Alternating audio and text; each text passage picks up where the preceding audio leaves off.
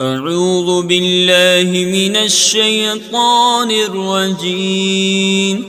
بسم الله الرحمن الرحيم. الحمد لله رب العالمين والصلاة والسلام على سيد الأنبياء والمرسلين أما بعد فأعوذ بالله من الشيطان الرجيم بسم الله الرحمن الرحيم. صلاة والسلام عليك يا رسول الله وعلى آلك وأصحابك يا حبيب الله. صلاة والسلام عليك يا نبي الله وعلى آلك وأصحابك يا نور الله. درس نظامی چینل کے ناظرین السلام علیکم ورحمۃ اللہ وبرکاتہ. آج کی ہماری ویڈیو کا جو ٹاپک ہے وہ ہے تعلیمی کمزوری کیسے دور ہو. پیارے طلباء کرام، آپ میں سے اکثر کیا یہ شکوہ ہوتا ہے یا یہ بڑوں سے پوچھ رہے ہوتے ہیں کہ میری تعلیمی کمزور کیسے دور ہو، میری عبارت کیسے حل ہو، میں ایک کامیاب مدرس کیسے بن پاؤں گا، کامیاب طالب علم کیسے بن پاؤں گا، میری تعلیم کے اندر جو کمزوریاں ہیں کیسے دور ہوں گی. جو میں نے چند اساتذہ و مشائخ سے اس متعلق سنا یا کچھ جو خود نوٹ کیا، اس کی روشنی میں چند ضروری چیزیں پیش کرتا ہوں. اور یہ تحریر خصوصاً ان کے لیے ہے جو درجہ ثانیہ سے اوپر والے درجات میں پہنچ چکے اور ان میں کسی طرح کی کمزوری رہ گئی ہے. اس حوالے سے چند اہم باتیں یہ ہیں. نمبر 1، اولاً اگر بنیادی کتب کی بنیادی چیزیں کمزور ہیں تو تھوڑا تھوڑا کر کے ان کو دور کریں. مثال کے طور پر صرف کمزور رہ گئی ہے تو اس کی کمی کو پورا کریں. کثیر الاستعمال ابواب کی گردانیں اور قواعد اور تعریفات کو سمجھ کر یاد کریں اور قرآن پاک کے کم از کم ایک پارے کا اجرا ضرور کریں. اسی طرح نحو میں 15-20 اسباق کی دہرائی وغیرہ کا سلسلہ جاری رکھیں. نمبر 2، پچھلا سبق یاد کرنے کے ساتھ ساتھ خود محنت کر کے اگلا سبق حل کر کے خود سمجھنے کی کوشش کریں. کسی کو لازمی پڑھائیں یا سنائیں اور استاد کے سامنے زیادہ سے زیادہ پڑھنے کی کوشش کریں. نمبر 3، کسی ایک کتاب کی کم از کم روز کی آدھی لائن کی عبارت کو حل کر کے اس کا ترجمہ، صرفی تحقیق اور اعراب حل کر کے ایک کاپی پر لکھتے رہیں اور وقتاً فوقتاً کسی استاد صاحب یا بڑے درجے کے قابل طالب علم کو چیک کرواتے رہیں. سوچیں، اگر صرف آدھی لائن روز کی کریں گے تو ایک ماہ میں 15 لائن اور ایک سال کی تقریباً 180 لائن بنتی ہیں.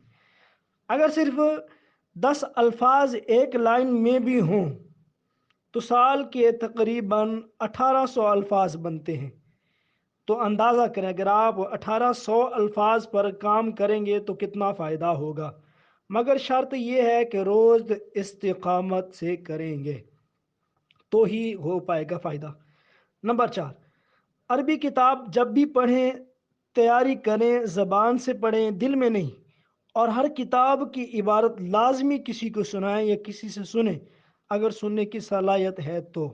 نمبر 5، اردو شروحات کی طرف جانے کے بجائے اپنے اندر کتاب پڑھنے، سمجھنے اور سمجھانے کی صلاحیت پر توجہ کریں. صرف کتاب پڑھنا اور پیپر دینا اور پاس ہونا یہ مقصد نہ بنائیں. نمبر 6، اپنے تعلق کے اساتذہ اور جو قابل اور محنتی طلباء ہوں ان سے مضبوط رکھیں اور جہاں جہاں دشواری ہو اساتذہ یا ان طلباء کی طرف لازمی رجوع کریں.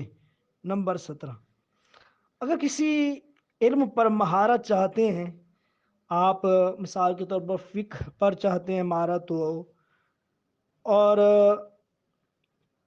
تو آپ کو اس علم کی مختلف کتابوں کا مطالعہ کریں گے تو ہی اس فن پر آپ مہارت حاصل کر سکتے ہیں. نمبر 8، متون کو یاد کرنا بھی فائدے سے خالی نہیں، اس سے بھی تعلیم میں پختگی پیدا ہوتی مگر اس میں دہرائی کا معمول لازمی بنائیں. نمبر 9، طلباء میں لغت کا استعمال کم ہوتا جا رہا ہے جس کی وجہ سے ترجمہ کرنے میں دشواریاں پیدا ہو رہی ہیں. اور اگر یہ کہا جائے کہ آج کی کل طالب علم زیادہ اس کام سے بھاگتا ہے تو شاید غلط نہ ہو۔ یاد رکھیں، لغت کا استعمال جتنا زیادہ ہوگا اتنا ترجمہ اور تفہیم میں نکھار پیدا ہوگا۔ ضروری نہیں آپ 20 یا 30 دیکھیں، روز کے 3 الفاظ بھی دیکھیں تو ایک مہینے میں 90 بنتے ہیں۔ اس میں بھی شروع میں الفاظ معنی دیکھ کر فوراً کسی سے تصدیق کروا لیں، یا پھر لغت کا صفحہ نوٹ کر کے لکھ لیں، پھر کسی استاد یا قابل طالب علم کو چیک کروائیں۔ نمبر 10، مشکل بحث کو چند حصوں میں تقسیم کر کے سمجھانا زیادہ مفید ثابت ہوتا ہے، اور پیچھے اور آگے کی کچھ عبارات کو دیکھ لینے سے بھی کافی مشکل آسانی سے حل ہو جاتی ہے۔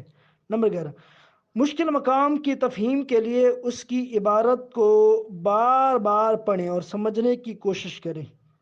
بار بار پڑھنے سے بھی کافی فائدہ ہوتا ہے سمجھنے میں۔ نمبر 12، معقولات کی کتب کی بحثوں کے نقشے بنانے کی عادت بنائیں اور ان نقشوں کو دیکھتے رہیں اور اسے عادت بنائیں اور ان نقشوں کو دیکھتے رہیں۔ اس سے افہام و تفہیم میں کافی آسانی پیدا ہو جاتی ہے۔ شروع میں آزمائش ہوگی، لیکن اگر ان چند باتوں پر ایک ماہ بھی عمل کریں گے تو اپنے اندر واضح فرق پائیں گے انشاءاللہ الکریم۔